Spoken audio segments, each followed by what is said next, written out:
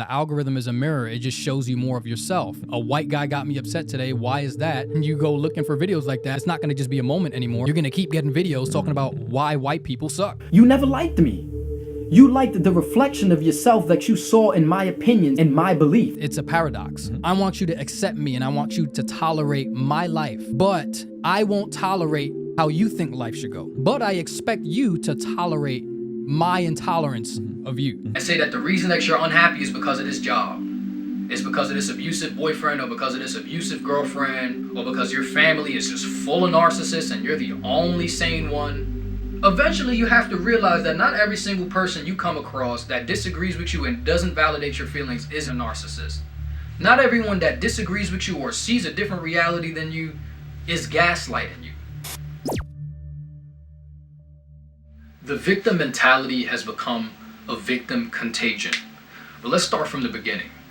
I remember growing up, I had my angsty teenage years where coming into yourself and finding everything unique about yourself seems to be the antithesis of everything everybody else is trying to tell you to be.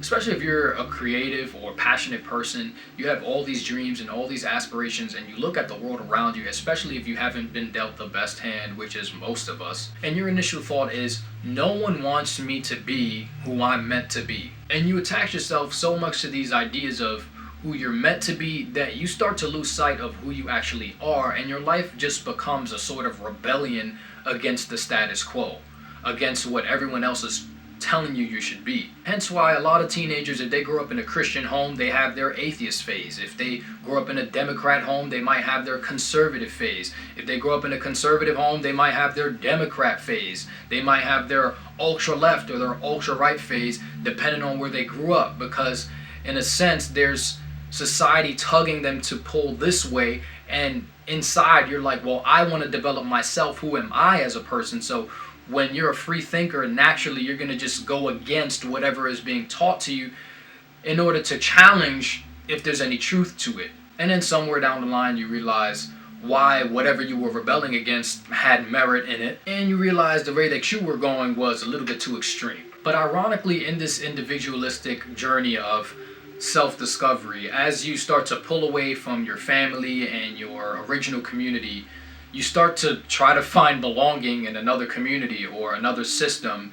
Even if you don't believe in systems and you say down with the system, you will try to find another system to replace it. It's inevitable. In the midst of this phase, you probably feel misunderstood. You feel like everyone is out to get you and no one wants to see you shine. Everybody's hating, right? But there's a point where you have to recognize nothing's gonna happen with these obstacles. You can't just do away with these obstacles. You can't reconstruct the obstacles.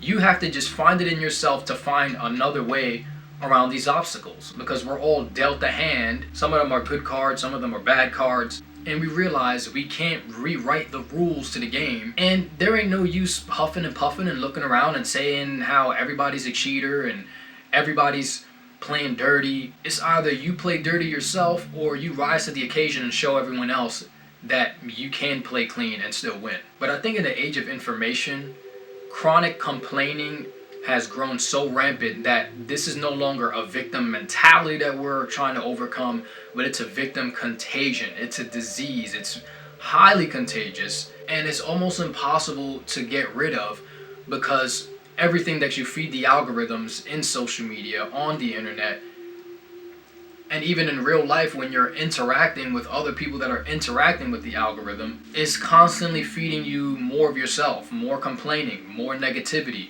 more reasons as to why you're a victim and because of your circumstance you can't overcome, and giving you the justification as to why you should be content with just pointing the finger at others rather than spending that energy and time into making your life better, into trying to overcome. Most of the time people are trying to fight for other people to change rather than for people to change themselves from within, and thus changing the situation around them, and then thus influencing the perspective of others. You know, growing up in the hood, nobody wanted to be a victim, right? I mean, people talk about no snitching, but a lot of times the reason why people don't say the bad things that happen to them is because nobody wants to be a victim. Nobody wants to go and admit that somebody robbed them or somebody attacked them on the street or what have you. Nobody was quick to share what happened to them as a child. Nobody was quick to share their pain because it was seen as a sign of weakness. And now we've gone on to the other side of the spectrum where showing strength is seen as narcissism or seen as selfish or seen as unempathetic, or it's seen as toxic masculinity, as even toxic positivity. So we've gone from one side of the pendulum, swung all the way to the other side, to where we live in a society where you're pretty much glorified and your life is set so long as you can figure out more ways in which you are a victim. It's already woven into the fabric of corporate American society where if you claim you're part of XYZ marginalized people, it looks better for investors and taxes and all of that for your company if you're part of XYZ marginalized society, whether that be black or trans or disabled or a woman, whatever. And a lot of people wonder if all of these years that I've been gone and I came back, if my politics have changed. Honestly, my politics haven't changed all that much in regards to black liberation, in regards to women's rights. People should have the right to do whatever they want to do in their life, pass or fail. As a Christian, it doesn't mean that I want to force my values and views on people, but only demonstrate within myself that God is working in me and hopefully influence people so that by their free will, they can see and say, there's another way. And it's only through those freedoms that that interaction could even happen. It's only through everyone having an equal playing field rights-wise that that can happen. But what has changed a lot is my focus on where I put my energy. There's a lot of blame game and finger pointing when you're in that teenage stage. And there's a lot of people, but because of social media, it's prolonged this teenage phase where you have 30 and 40-year-olds that still, they call it adulting. Adulting is a verb to them. Being an adult it's not a noun to them. And they can't step into that role not because they don't have any money, not because they don't have a house, not because they don't have a car or anything, because a lot of people have those things and still behave like teenagers because they blame everyone around them rather than look within themselves and say, okay, these are the cards that I'm dealt, this is the game we playing.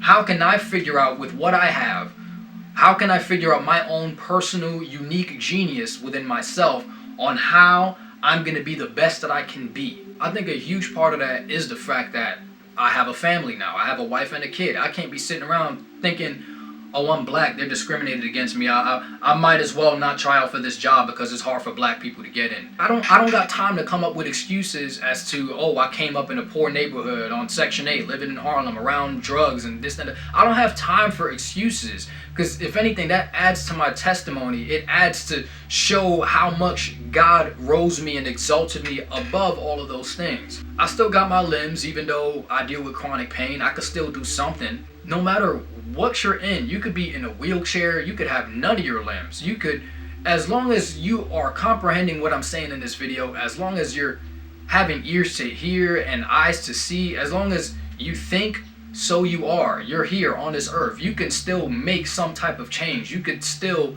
have a chance. You could either leave it up to chance or use the God-given will and mind that you have to do something.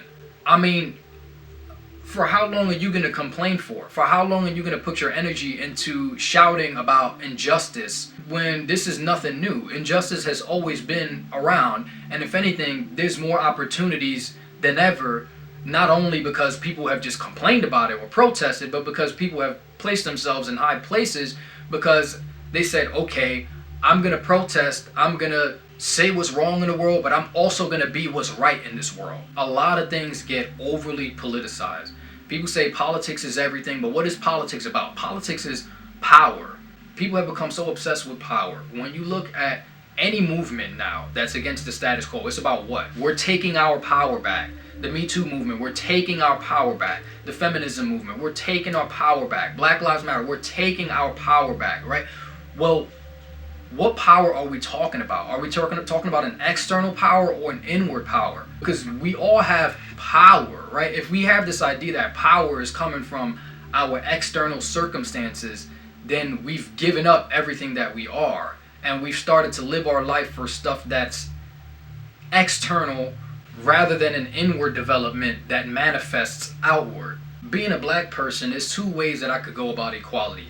I can either say, no, we're equal and you make too much money than me, so I want to bring you down to me.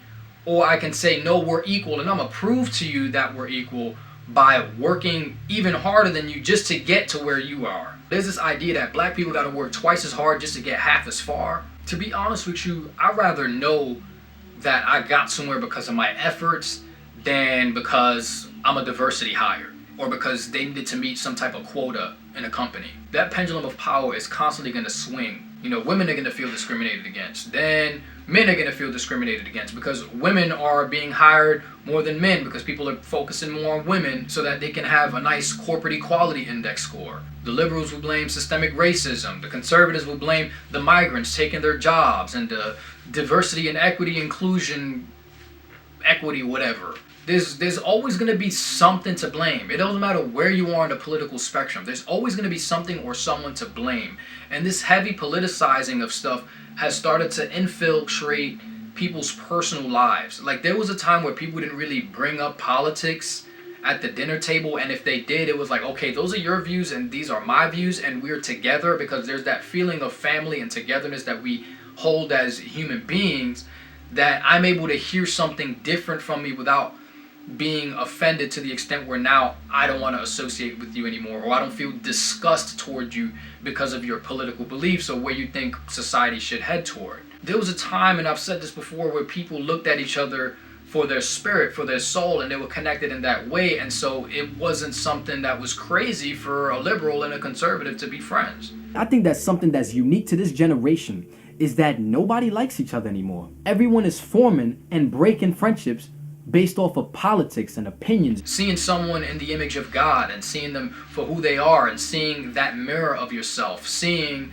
that someone is part of who you are and that we're all on this one big planet together. Low key, we need to get the space program rolling, because it's like, to see the unity of Earth and that oneness, it starts to put things into perspective. This over politicizing of stuff, of having this victim mentality based on labels, has bled into personal relationships where you'll have women that can't trust their husbands because, oh, if you're a man, you're a misogynist. If you're white, you're racist by default because systematically you benefit from it. So therefore, interracial relationships will always have that resentment in it. There's always something that's going to come in between people. And so if we're constantly thinking about our differences and constantly thinking of ways that we're the victim and someone else is the abuser, how is that going to play out in our personal relationships? If we see our differences as things that are a thorn in our side rather than something that is empowering, rather than something that gives us complementary compatibility. You go on Abuse Survivor TikTok or Narc Survivor TikTok, you see videos of women saying things like, if your boyfriend doesn't immediately validate your feelings or come hug you or console you when you're crying, then he might be a narcissist. You look at Red Pill TikTok talking about if a girl doesn't want to sign a prenup, or if a girl asks you about your career or how much money you make, then she's automatically a gold digger. You know, because money doesn't matter at all, and money isn't the reason why so many divorces happen. Not like that's important at all. It's not like a lot of women don't use crying as a manipulation tactic whenever they don't get what they want and their boyfriend gets tired of it, and he's not going to continue to enable your abuse. You know, you have a lot of people that will really unironically say, my mother was a narcissist, my dad was a narcissist, my sister was a narcissist, and you know, it makes me attract narcissists in my life, in my romantic life. I'm still healing from narcissistic abuse. Fam, first of all, if everyone around you is supposedly a narcissist, maybe you're the narcissist. Or, to be even more realistic, maybe you've just been watching too much narcissistic TikTok and you think that every disagreement or every self-led action is narcissism because you've allowed somebody, a stranger on the internet, to project their ideas into your life, and now you've internalized something that's just a projection of somebody else's pain, of somebody else's thoughts that were fear-driven. And that's all social media is. It's fear-driven. It's victim-driven. And these things are contagious. You hear a couple of stories of racism online, and now all of a sudden you're looking at your white friends different. You're looking at crude jokes differently. You may say somebody's racist just because, the regular old race fueled jokes that y'all make all the time in jest. You don't mean it. It's just jokes, but now you look at it as in, oh, my friends are racist. Like, you guys can't say those jokes anymore. This victim mentality has become a contagion. It's become contagious. The whole point of jokes is bringing something dark to light. The whole point of jokes is survival. Laughter and humor is not really from joy, but it's a survival instinct. It's the way that we cope with the darkness of this world.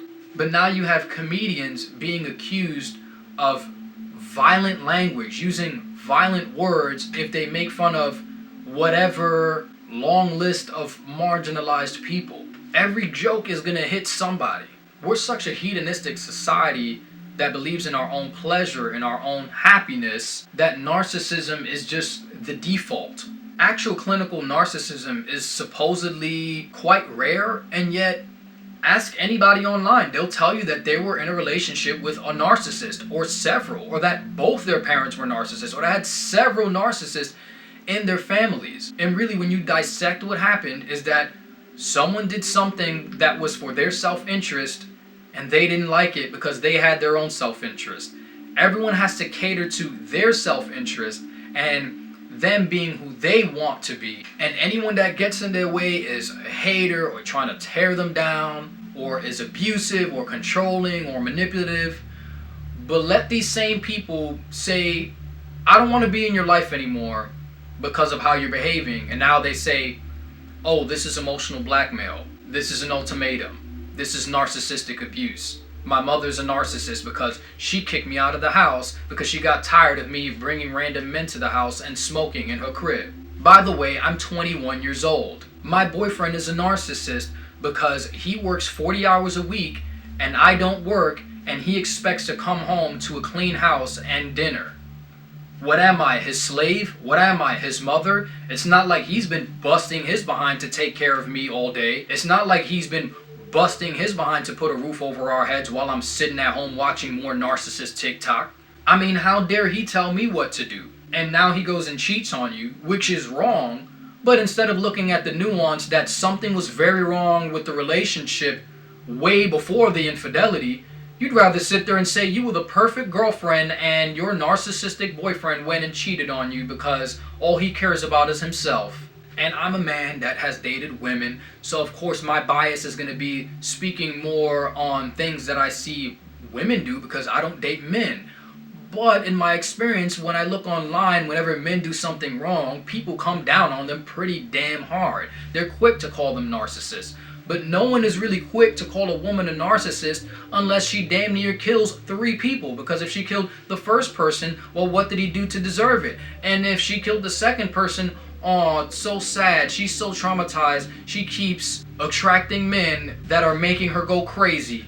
And by the 3rd time, they're finally like, okay, maybe she needs to start taking some accountability now. I mean, people find it offensive to say, hey, maybe if you're on your 4th baby daddy and all of them have left, there's something you gotta look at within yourself. I mean, yes, these guys are wrong, period. No one should abandon their child. But if this is the 4th time and you keep attracting this type of behavior, or you're sticking around with these men and letting these men in your pants, you might be doing something wrong. People get offended and they say that's misogynistic to say stuff like that. You know, I'll say the same thing to men. If you keep attracting women that only want you for your money, maybe that's because that's the only thing that you're displaying. Maybe that's what you're leading with. No one ever stops and says, maybe I did something wrong. And it's so funny because people have said that I don't take accountability, even though I have sat there and said I was a terrible person. I was a horrible person. I was a serial cheater. And the irony was that I couldn't seem to stop attracting women that were very controlling. Women that would curse me out, throw a tantrum when they didn't get their way, put their hands on me. Why did I keep getting into these relationships and then cheating? Was it because I wanted some kind of justification to myself, like, oh yeah, this is why I cheat because they treat me wrong? Is it because I get validation from people being obsessive or from negative attention? Is it because I don't find myself worthy of a healthy relationship? Is it because I have no clue what I want or what I should want for my life? And you know, people get into back-to-back horrible, terrible relationships.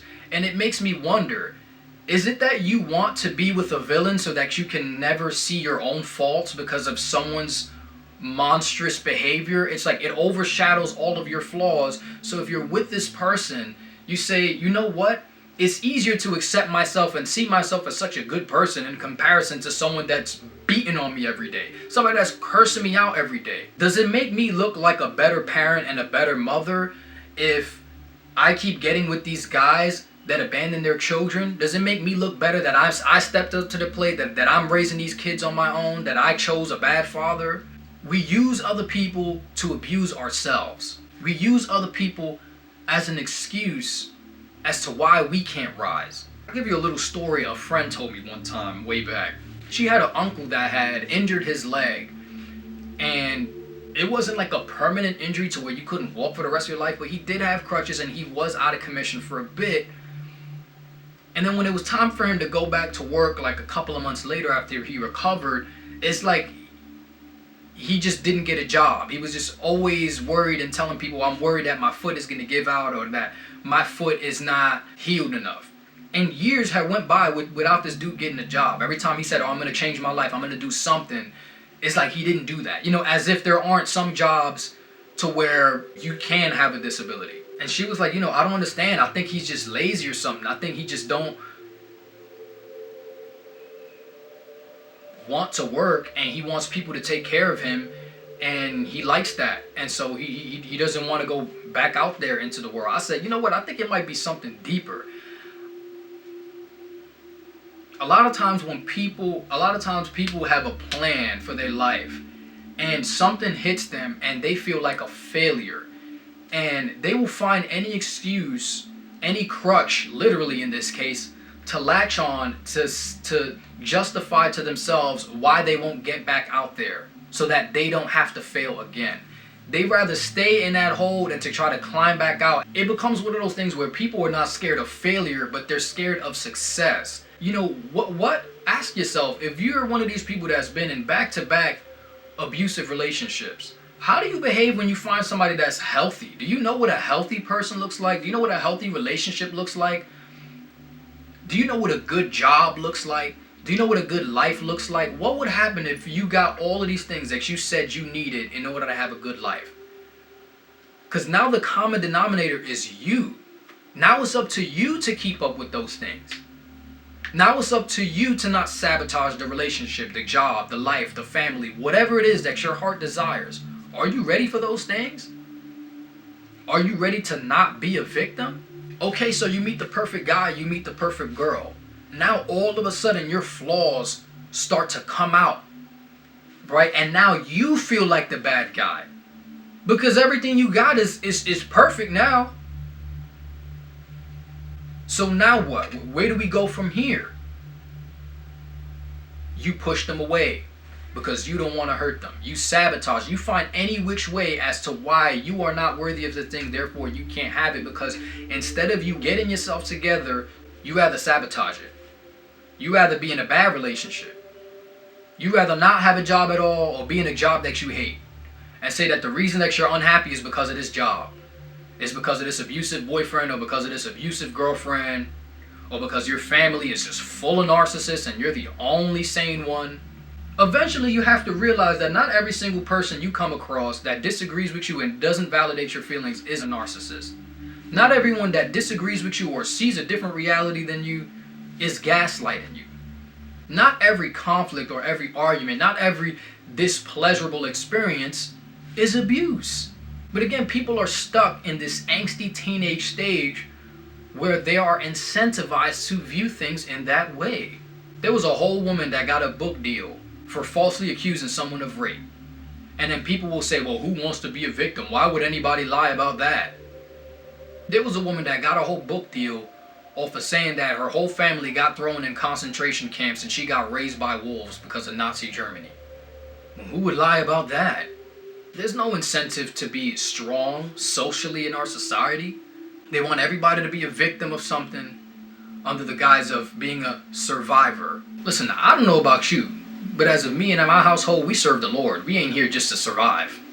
It's become more than an echo chamber. At this point, it's a hive mind. And yet this hive mind has made us more separate than ever. When we feel strong as individuals, we feel secure. We can come together and we stand firm. We can express our ideas. We can say how we feel and think, what's the best way that I could say this to where it's received?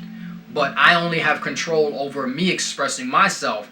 If this person doesn't receive it, that's not in my control. That's on them. I can't force somebody, and nor am I going to try to shame somebody and call them a narcissist or say they're gaslighting me because we don't see eye to eye. I'm not going to call this person a bigot. I'm not going to call this person a degenerate because that's the easy way out. The hard way out is saying, I'm an individual and this is an individual. How can we love each other right now? How can it be me and them versus the problem rather than trying to figure out who's the victim and who's the abuser in this scenario?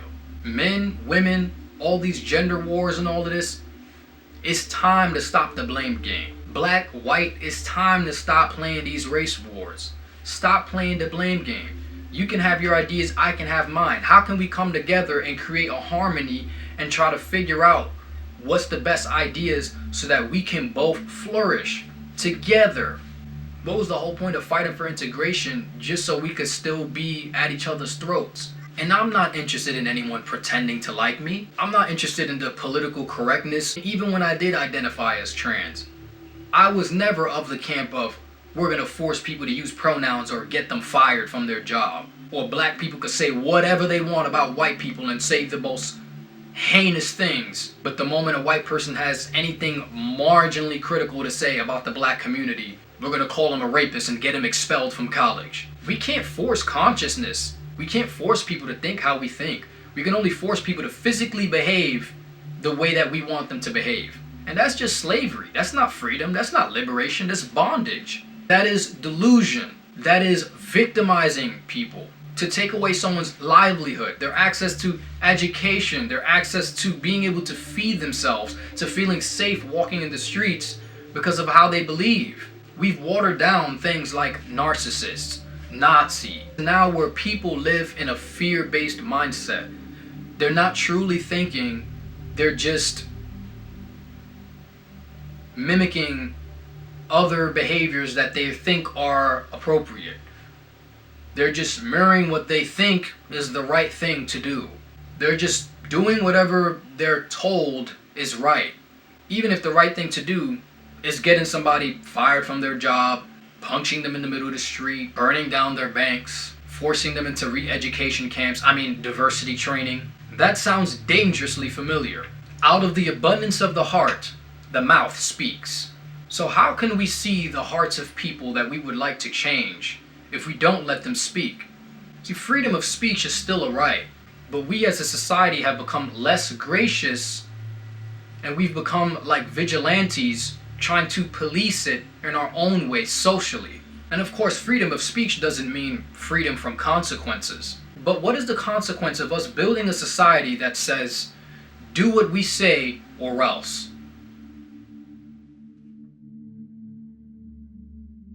I remember back when I worked at Walmart, there was a social media clause. You can get fired for the things you say on the internet if they deem it to be offensive. So it's not just words. It's not just, oh, we disagree. It's you are doing the very thing that the other side has done. Like you've become the enemy. At some point in time, in certain states, it's still the thing where you can get discriminated against for a job opportunity because you're gay or because you're trans. So now you can't just like sit at a desk and type because you're gay or you're trans. What that got to do with, being a secretary, you know?